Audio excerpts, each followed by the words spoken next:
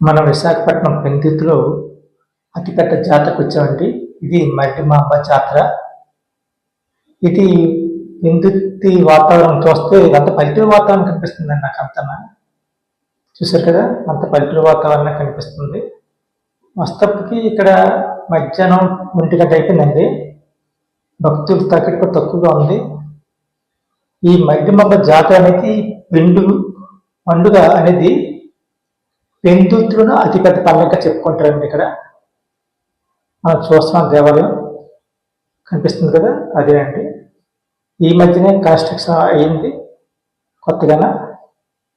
అంటే పాత దేవాలయం మీద కొత్తగా కట్టారండి మళ్ళీ. అయితే వెళ్ళగానే మనకి అక్కడ చిన్న చిన్న గుడాలు వేసి చూస్తారు కదా, అందులో మంచికి ఇస్తున్నారండి. ఆ విధంగా భక్తులు కోలాహలంగా కొంచెం తగ్గింది చెప్పాలని ఎండ వల్ల. అయితే ఈ పండుగ అనేది మార్నింగ్ అంటే ఉదయం 5 గంటలకి స్టార్ట్ అయిపోయిందండి. అప్పుడు ఎండ ఉండదు కాబట్టి చాలా జనాలు వచ్చారు. అయితే మనం ఇప్పుడు అమ్మవారిని దర్శించుకోవడానికి మనం లోనికి వెళ్తున్నామండి. చూసారు కదా, పల్లెటూరు వాతావరణం ఏ విధంగా ఉంటుంది. ఈ ఏరియా కూడా అలాగే కనిపిస్తుంది నాకు. ఈ యాత్ర గురించి దగ్గర 4 రోజుల నుంచి పెందుర్తిలోను చుట్టుపక్కల గ్రామాలకి ముందుగా పరిచయం చేస్తారండి. ఈ రోజు పండుగ జరుగుతుందని. ఈరోజు ఆదివారం. ప్రతి సంవత్సరం పెందుర్తిలో భక్తులందరూ అమ్మవారిని దర్శించుకుంటారండి. ఇక్కడ మొక్కులు తీర్చుకుంటారు.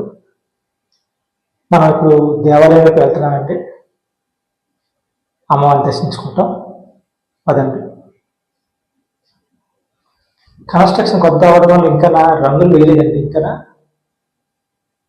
కానీ చాలా మంది ఇక్కడికి వచ్చి ఫోటో తీసుకుంటున్నారు, మీరు చూస్తున్నారు. నిజంగా ఒక ఆనంద డోలికండి నేను చెప్పాలంటే. సాంప్రదాయం సమ్మేళనం, భారత సంప్రదాయం అంటే గ్రామ దేవత పండుగలోనే మనం చూడాలా.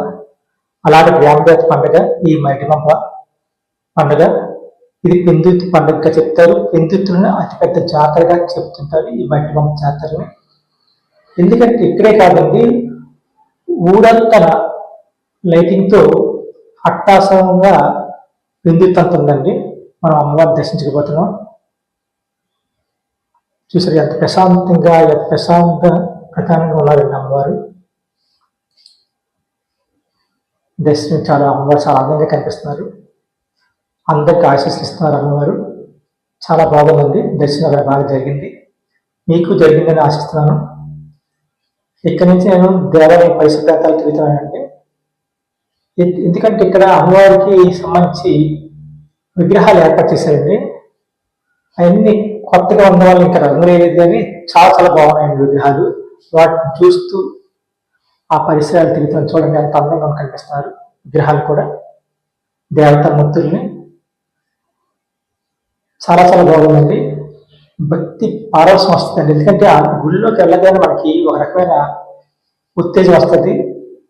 అది ఇక్కడ జరుగుతుంది. ఇక్కడ పోలీసు బందోబస్తు మీరు చూస్తున్నారు.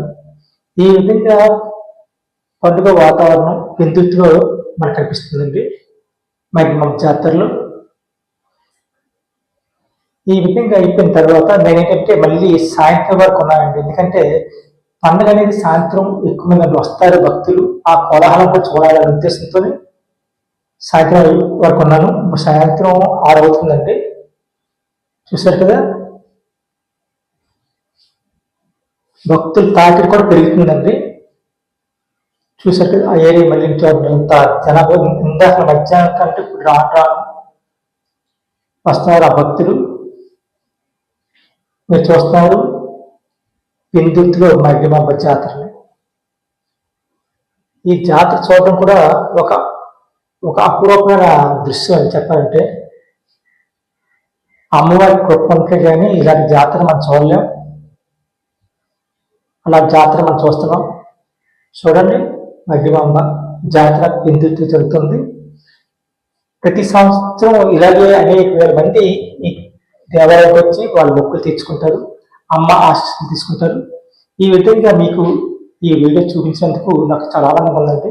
చూడండి, పెందుర్తి అంతా పట్నం అంతా పట్నం అయిపోయిందండి. ఇప్పుడు పెందుతు అంటే ఒక మండలం కాదు, పట్టణంలో కనిపిస్తుంది. లైటింగ్ తోనే ప్రతి దృశ్యం మనకు కనిపిస్తుందండి. ఈ విధంగా అమ్మవారి జాతర మనం చూసి ఆశీస్సులు పొందాం.